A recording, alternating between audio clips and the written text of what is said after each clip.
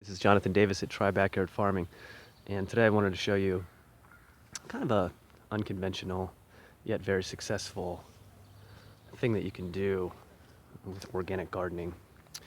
Um, this kind of brown area that you see here is actually serves many purposes. Kind of pulled away. See that piece of wood? This whole area I laid out right on the lawn, okay? And I used this wood that I got for free from someone because it won't burn. It's what they call punk wood. It's wood that's been sitting out for way too long and it's absorbed water. This is extremely light and it breaks. See how it shreds? If you ever come across wood like this, we call it punk wood around here in Ohio, but it is very valuable for the gardener. The person that gave it to me thought I was crazy, but what I did is I just chopped it up a little bit. The sledgehammer, you wouldn't even have to do that, and I threw it all in here. And then as I have weeds, cut grass, I throw it in here over the wood.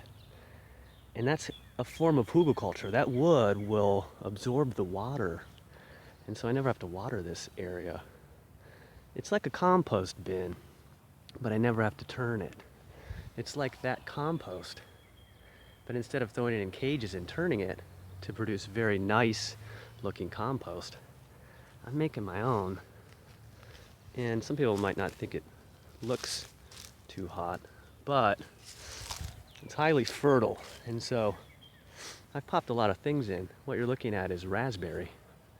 And this is like 2, maybe 3 raspberry, just roots that I got at like Aldi, for like $1 during the wrong season.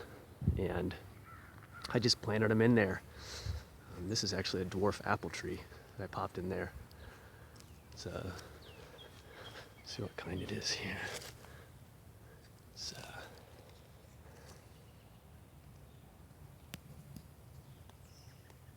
semi-dwarf. Oh, it's a Jonathan.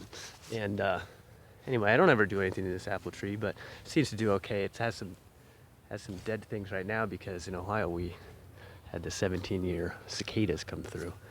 But I didn't cover it. They don't really damage trees except for very small trees. But anyway, it's kind of hard to see, but that's grape.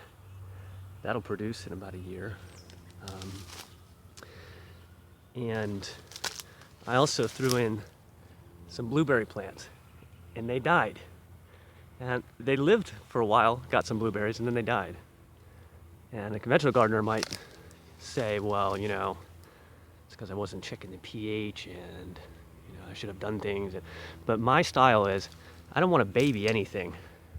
I put it there because I thought it'd do well in the very fertile soil, which maybe that was a mistake.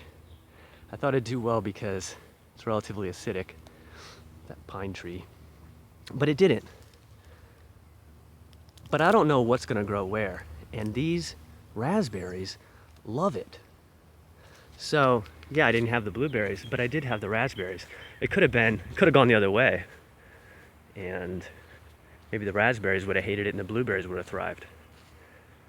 Because I'm doing so many different things and planting so many different things in so many different areas, ultimately, the plants that like that area will thrive. And now I know that this is a raspberry type of a plot. And these raspberries, they're just gonna completely take over. And they'll try to take over your whole property. So at some point, I'm nowhere close to that, I could cut these back. But they produce a lot of raspberries, tons, hundreds and hundreds and hundreds of dollars worth of raspberries. And we're just gonna get more and more every single year. And I do absolutely nothing to these things. I don't fertilize them, I don't do anything. I just continue to throw my yard waste in here. Ultimately, it's going to get so thick you won't even see this, what some people might think is an ugly part.